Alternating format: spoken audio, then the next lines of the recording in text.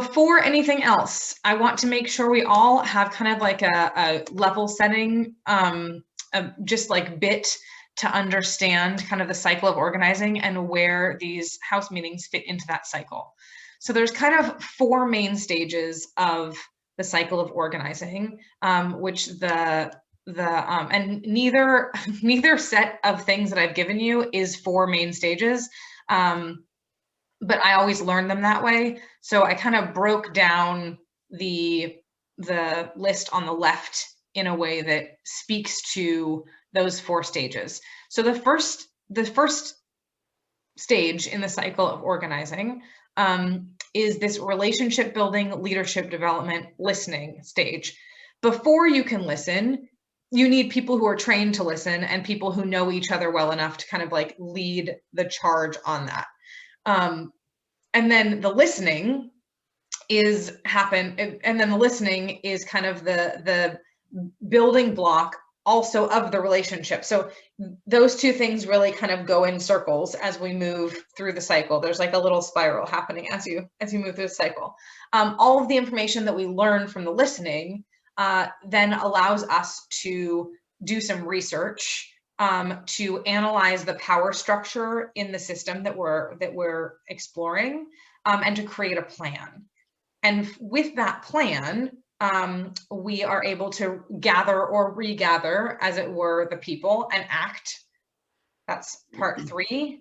And then the 4th stage, which often gets ignored but is super, super important, is to evaluate and recharge and begin again, which means we go right back to this build relationships, develop leaders, listen, right? So part of what's important about the cycle of organizing is that it doesn't end, it continues, and it continues in a way that continues to include listening, research, action, reflection. That's kind of the 4 stages: listen, research, act, reflect. Listen, research, act, reflect.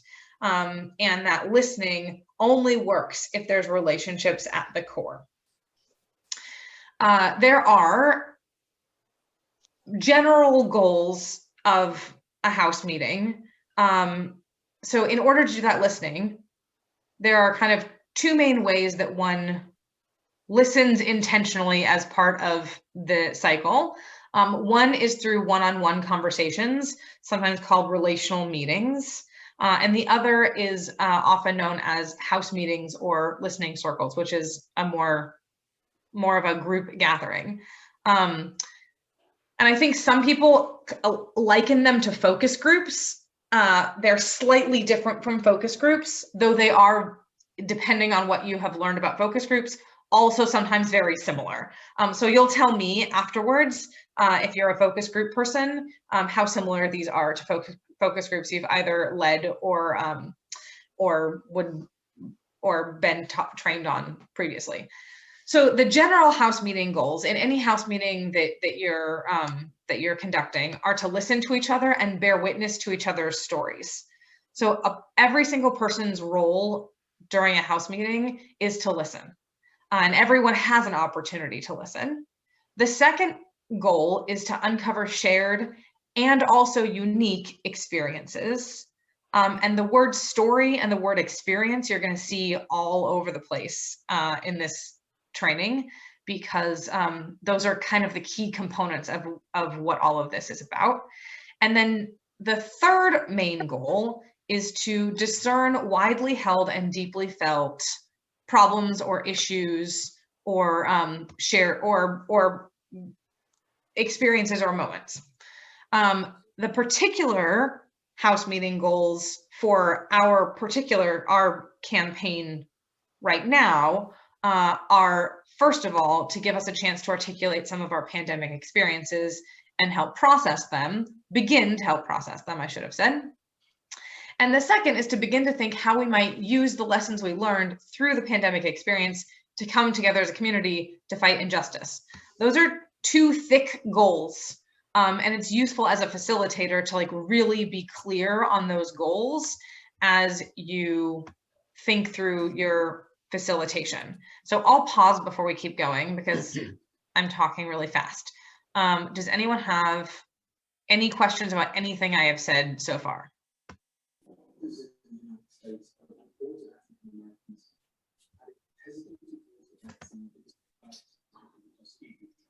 Hearing none, I shall continue. Okay. I'm moving things around on my screen so I can both see your faces and then also things. Okay, so some of you have seen this chart before. This is my list of is and isn'ts, adapted slightly for a house meeting as opposed to a one-to-one or relational meeting. So a house meeting isn't chit chat. There might be chit chat when you first get started, when you arrive, when you're just sitting down. Before you start, there might be chit chat. At the end, there might be chit chat. During the official house meeting part of the house meeting, we are in kind of like deep relationship building mode. It's also not an interview. I realize this is a strange thing to say when you are asking, particularly to the facilitator, because you are asking questions and you are gleaning answers to those questions. But the goal is not to, in an interview, you are looking for particular types of answers. And in an interview, everything is very one-sided. And in a house meeting, the idea is that everyone is on an equal playing field, except for the facilitator who is facilitating that even playing field. So it is the facilitator's role to help equalize and maintain a playing field on which everyone has an opportunity to share their story with everyone else, which is why the timekeeping component is so important. And whoever you assign as timekeeper, you can help enforce that as we go. We can talk about that a little bit later. Super important piece. A house meeting isn't about opinions or soapboxing. People have a really hard time with this because it is a far more normative way of speaking in our society to talk about what we believe in or what we don't believe in, or what we stand for or what we don't stand for. We don't tell stories as often as we could, should, whatever. And I think that in part has to do with being in a rush and people not feeling like they get to share their stories, or like people actually want to hear their stories. But it is also the best way. Personal lived experience is also the best way to learn who a person is and what they care about and why they care about it. And the why is super, super, super key. So we're always going to why. And as facilitator, one of your most important roles is going to be helping remind people to share stories and experiences rather than opinions or soapboxes.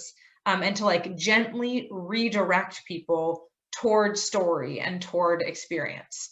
And that's things like asking, so immigration is what's most important to me in the world. Can you tell me a story about why immigration is so important to you? Like, where does that desire come from? Where does that come from? Tell me more about that. Your role is to help people do that, even in the midst of a house meeting. So even if somebody shares their answer, if their answer doesn't get you a story, doesn't actually answer the question, it's actually your role to help redirect towards the question. When we get to our questions, I'll tell you where I failed to do that in the house meeting that I led already. So just because I'm facilitating this training doesn't mean I know what I'm doing. These conversations are not private conversations. This isn't a group therapy session. None of you nor I am trained for that. As it turns out, actually, that's not true. At least one of you in this room is literally trained for that, but that's not why you're facilitating. So we'll let you not be in your professional capacity for this. These are public conversations. Now, there's a difference between private, public, and personal. And what you're looking for is public and personal, but not private, which means that you want to make sure people feel like they can share what they're comfortable sharing, but also dig deep into what they're comfortable sharing and then hold space for whatever they share. We can talk more about that too if you have any questions at the end of this. And then thirdly, the goal is to, as much as possible and as often as possible, come to these meetings with curiosity and without any assumptions, and to check the assumptions that you may build even as you go. I learned very early on in my time at Bethel, we had a training on that taught us about something called ladders of inference. And it has made me my favorite learning, that we each climb ladders of inference. We infer things about each other based on either something somebody does say, something somebody does not say, all sorts of things. And by the time we realize we have made all of these inferences, we're like 17 rungs up on a ladder, and it's very hard to climb back down. And so to figure out how to like stay as low on that ladder as possible, or to check yourself on that ladder, is super, super important. Okay, I'm going to pause again.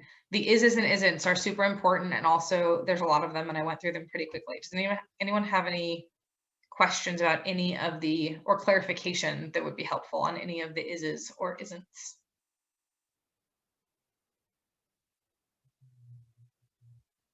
Amanda?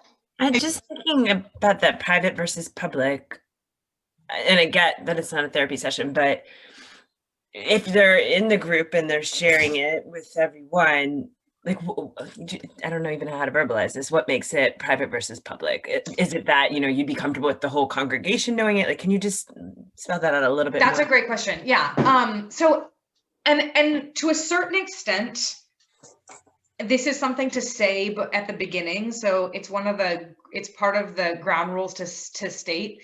The example that I tend to give, and I'm sure there's a better one out there, the example I tend to give is about divorce.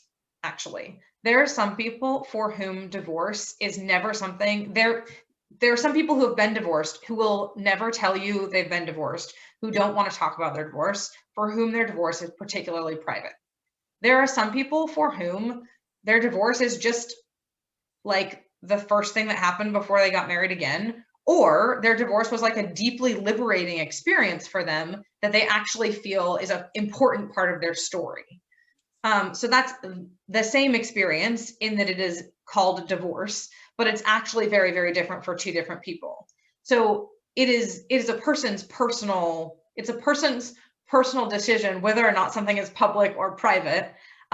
What we're helping them do is think through what they want to say ahead of time, so that whatever comes out of their mouth ends up feeling, as much as it can, to be something that they are comfortable with. We're not going to like publicize lots of things widely. We will ask people about stories if we end up sharing them wider out to the congregation, but we are going to record, we are going to take notes on all these house meetings, because it's actually the point. Like, that's how we gather data. So we want to make sure that people know that the information that the stories that they're sharing with us are stories that they are comfortable sharing with not just the people in the room. Lisa. Well, so it's along those same lines. Are we going to, when we take notes, are we going to take names? We are.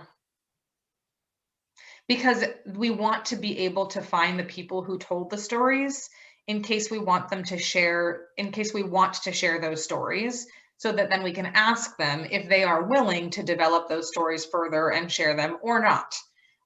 I would rather have the information so that we can ask than to have the information but not be able to use it, or only be able to use it anonymously and not get kind of a second level of that story if we want to end up having a few people actually share their own stories at any point.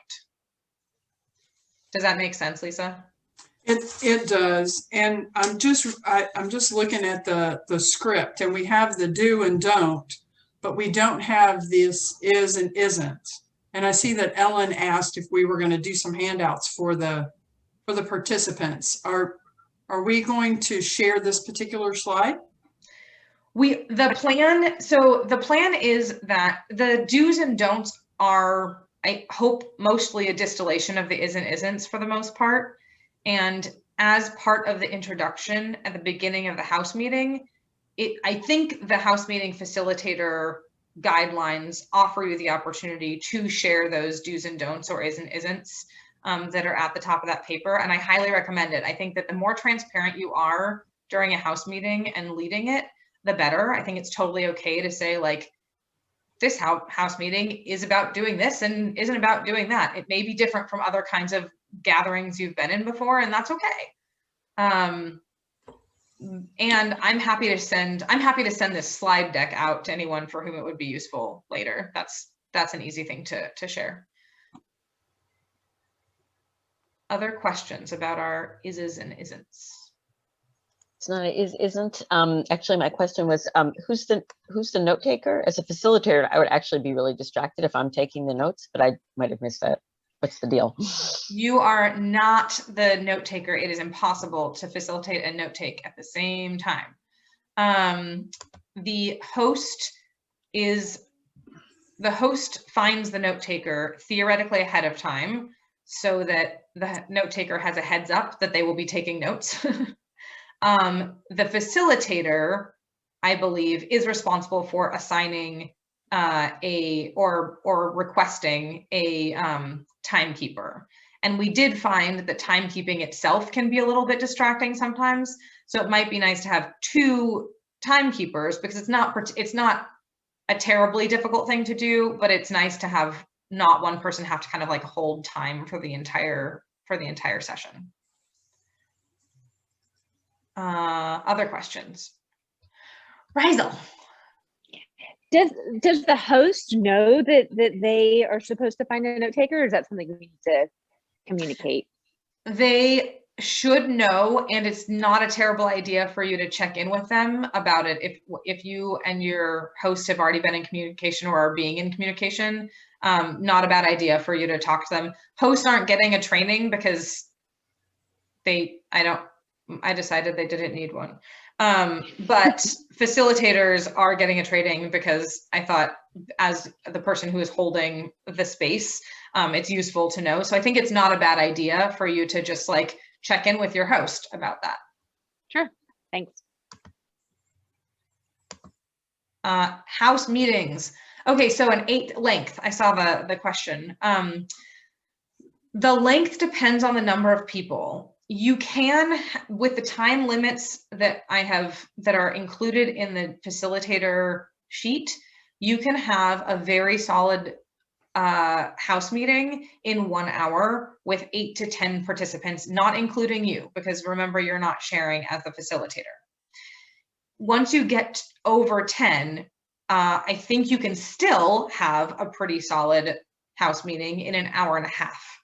If you get over 15, you're looking at more like 2 hours, and I'm not sure I'd recommend it unless it's a group that knows each other pretty well. If it's a group that knows each other pretty well and you like each other, then like you'll spend time together anyway and it's fine. But if you have more than 15 people and you think you're gonna end up at more than 1.5 hours, better to split into, better to just have 15 or under. So I'd say 8 to 10 people is a very straightforward hour. 15 people is about 1.5 hours. Any other questions? There was a question about handouts and audio recordings. Beth, you're welcome to make an audio recording. I don't want people to feel like they need to transcribe every word that came out of everybody's mouths. So if you think you're a person who would then do that, don't take an audio recording, because I don't want you to get to it. I don't want you to feel like afterwards you have to transcribe the whole thing. But I think you're welcome to audio record if it will be helpful for you for whatever reason. That's not something that we are asking for. We're not asking for audio recordings of the sessions. And then there was a question about whether the participants get handouts. So we intentionally don't give the questions out ahead of time, because if people have enough time to do homework, their responses, their stories, their experiences tend to be prescribed. And I know that it sounds antithetical, and I also kind of freak out when I hear a question for the first time. And so I just don't raise my hand, and I wait for someone else to answer the question first. And I guarantee you that by the time someone else has answered the question, I have thought of a potential answer myself to the question. And there will always be one person in the room who is the first person to answer the question. And the other thing to remember is that wait time is the most important thing I learned in my year of education, which is that when you ask a question to a group of people, you then count to 9. It will feel like an eternity. But in those 9 seconds, there is brain space to like intake whatever has happened and for someone to then get to the point where they can respond. Oftentimes it doesn't take 9 seconds. That's great. But give yourself the whole 9 seconds and like let the silence be the silence. Don't feel the need to fill it. And you'll very rarely find that no one's willing. It'll also totally make people uncomfortable, right? Like silence totally makes people uncomfortable. And so I often name that. I'm like, I'm going to give this 9 seconds. And then someone will eventually share. That, by the way, was 2 seconds. That's how uncomfortable we are with silence. Okay. Any other questions before I continue? Okay. Hello. All right. So these are the ground rules that are on the facilitator sheet. I'm not going to I won't go through them deeply because you literally have the ability and should read these ground rules to your participants at the beginning of your session.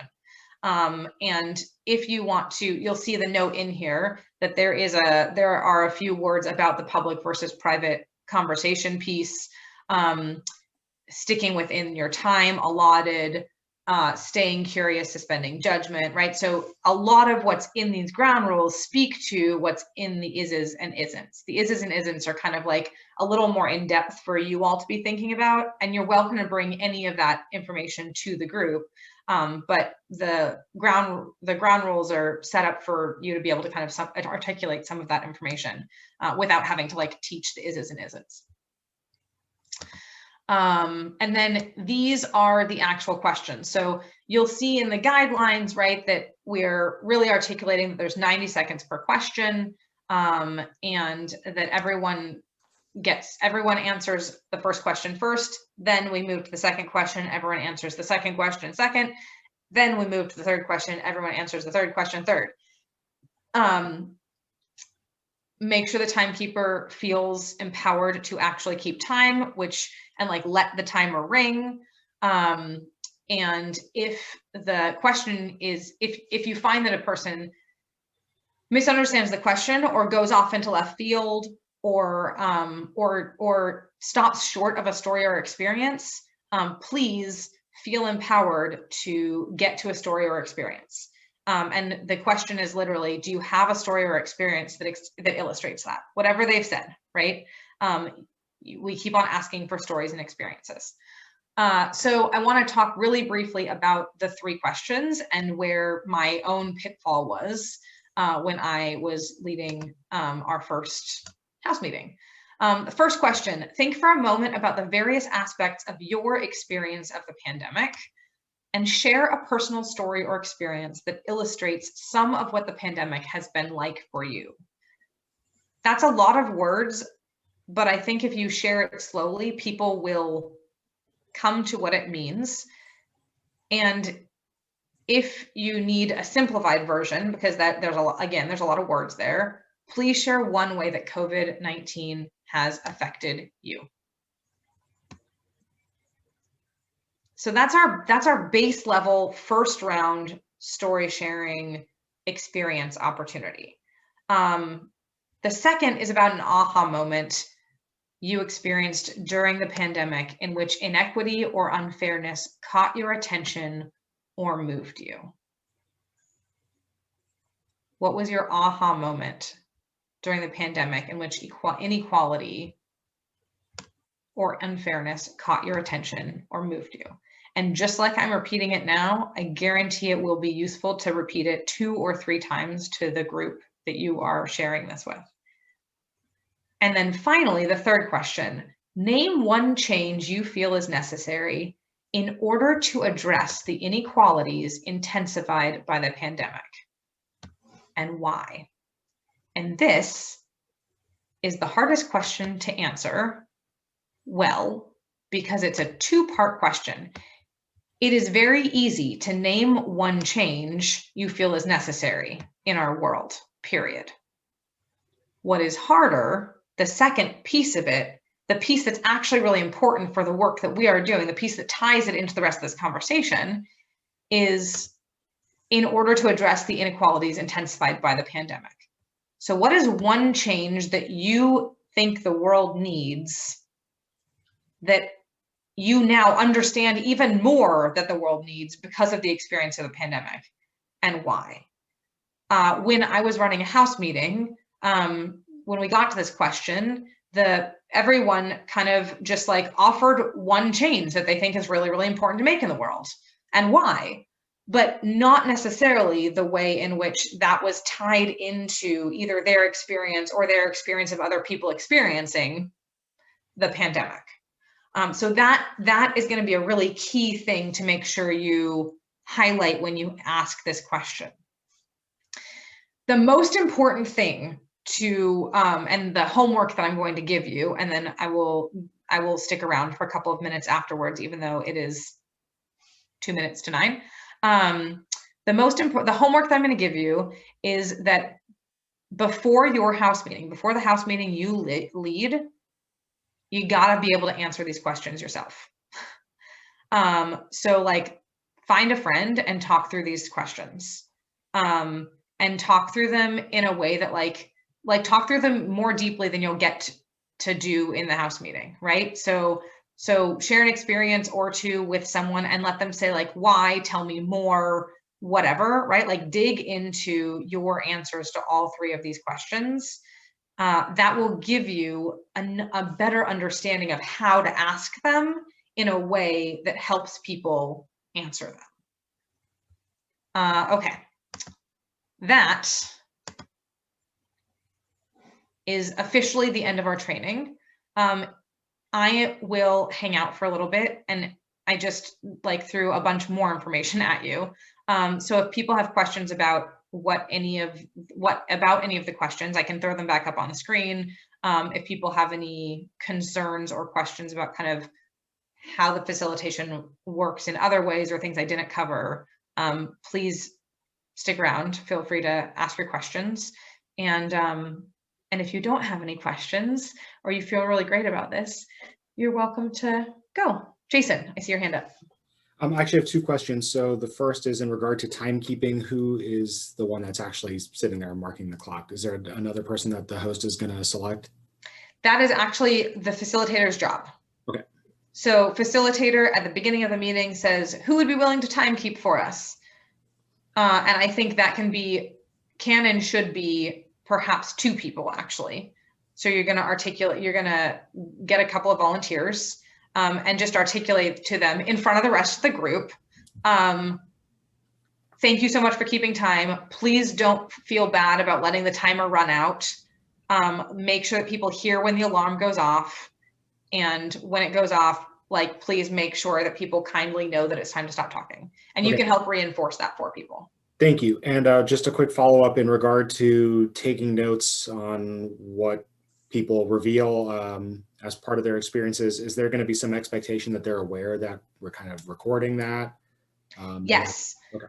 At the that is your role. That is also part of your role. So at the beginning of this, right, when you give the ground rules, included in the ground rules is a note that says this is a public and not a private conversation. And you can say like, this is a public and not a private conversation. We're literally going to take notes because we need the data from all of these house meetings in order to understand where we are congregationally.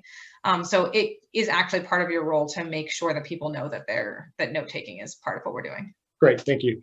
You're welcome. I feel like I saw it. Yes, Ellen, and then Bonnie. Could you real quick revisit that your comments about the why of question number 3? I felt like you were asking about tying it back to other comments, and I'm a little bit lost there. Okay. Let me go back to it so we can just stare at it for a second. Okay, so name one change you feel is necessary in order to address the inequalities intensified by the pandemic. The why there means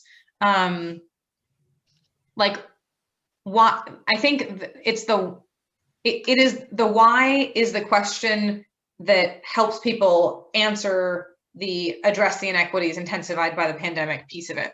So if you are compelled to name one change you feel is necessary in order, name one change you feel is necessary. Okay, so Criminal say, justice. okay. Oh, go for it. I would say universal health care. Yes, why? Because everybody deserves good health care. And that Okay, just seems kind agreed. of circular. Right. Agreed. However, and how did the pandemic intensify that for you? Made it more obvious, I guess, that many people don't have access to good health care. Did you, and was there a time when you like saw that close to home or in like or you read something that like, was there a moment for you in which that became really, really clear? Wish there was, but no, my foggy brain says no, it's just on the news. I don't know. That's okay. So that's the idea, is to say like, universal healthcare for all, awesome.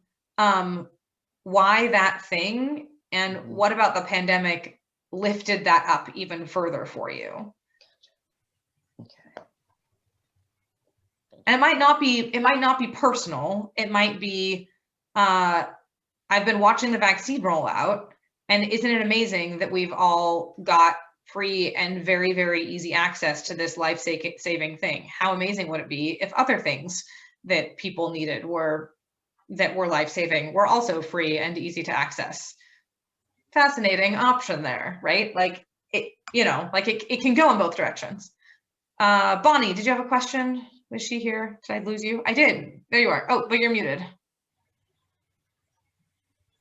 Are you going to give us these slides in some type of a handout? So that I'm we have happy some. to email you. I'm happy to email this slide deck to all of you. Yeah, definitely. Hey, Dusty, Mm-hmm. do you literally go in a circle, or do you let somebody answer the first question and then just keep an eye on everybody getting to answer it? It really depends. I have done it both ways. It depends mostly on, so part of it depends on like whether I know the group well enough to feel like I'm going to remember who's gone and who hasn't, frankly. And some of it, I will often say like, whoever wants to start can start. And I don't say like, why don't you start? And then sometimes people will naturally end up going in a circle because they feel like they're supposed to, and whatever, that's fine with me. Or they won't, and that's also fine. And if I get to a point where I'm pretty sure everyone's gone, but I'm not sure, I will just try very hard to swallow my pride and say, is there anyone who hasn't gone yet that we've missed or that we haven't gotten to yet? I do find that letting people speak when they're ready, when possible, is preferable to me as a leader. And as a person who doesn't always have an answer immediately and appreciates having a few other people respond. Thanks.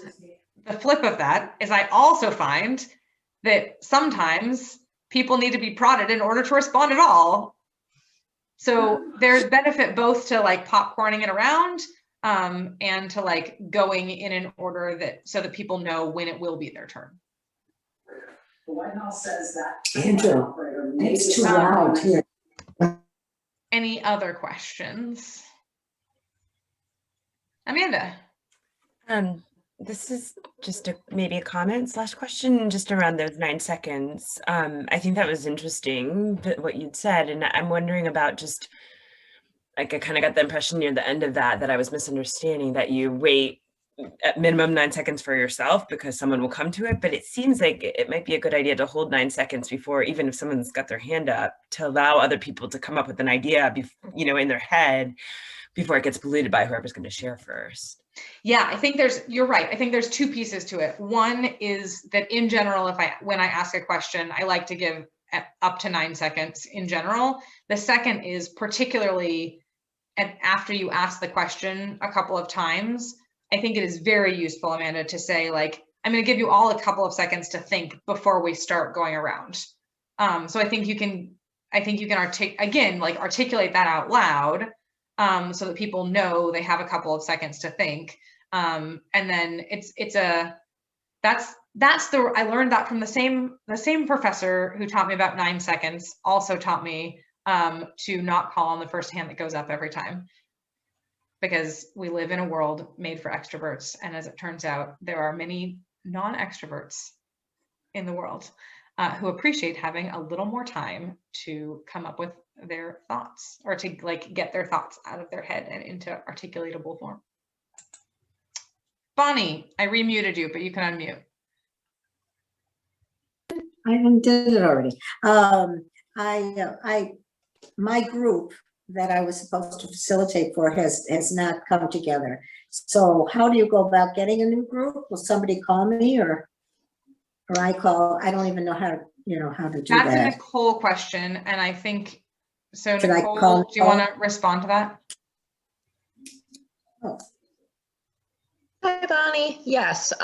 Yes. So we're kind of working a few groups. We've sort of combined a few, and a few haven't come together. So you are on my list, and I will definitely be in touch with you about stepping in when we need the next facilitator.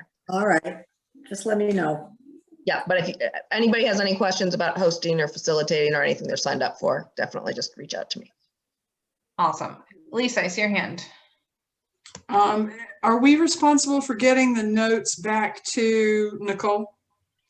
I believe the note taker is responsible for getting the notes back to Nicole, and the more reinforcement we can get that helps us get the notes back to Nicole, the better. So in the same way that it is not a bad idea to talk to your host about making sure you get a note taker in the first place, it is not a bad idea to like remind the note taker or to work with the note taker to get the notes to Nicole. And I believe one of the ways that you can get notes to Nicole is by taking a picture of the notes you've taken and like emailing it to her from your phone, for those people for whom that's doable. And that's something you can do before you leave a meeting itself. So if you're going to do that, I would suggest maybe using the scan feature. It's going to be a lot easier for Nicole to read that than just to totally. Some people are aware of scan features, and some people are less aware of scan features. And we will, so I agree with you entirely, Amanda. The most readable option possible. What we don't want to make people do is we don't want to make people go home and feel like they have to go home and type the whole thing up. We'll love it if anyone chooses to do that. But we're trying to make this as user-friendly as possible. Ellen, I feel like I maybe saw a hand a minute ago, but I maybe didn't. I had a Nicole question. I'm going to email her. Okay, great. All good. Okay. Any last questions for the night?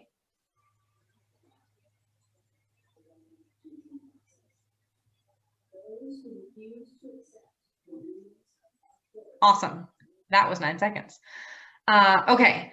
If you have questions, as you have questions, feel free to reach out. And we are working really hard to get people to actually sign up for house meetings. So any and all recruitment is deeply appreciated. And as a facilitator, we want to make sure that you get to be a part of a house meeting as well. So I really, really hope that you will also be willing to sign up yourself to participate in a host meeting that you, or in a house meeting that you are not facilitating, so that we make sure that we do get to include your voice as well as your facilitation skills. Now I have a question. Wonderful. Is there a place? I mean, I haven't looked, but where do people sign up, or can we see if someone signed up to our meeting? How does that work? There is a link. And hang on, I can't figure out how to send you the link from my world right now, but Nicole, when we send the slide deck, we will also include the link to sign up for a house meeting.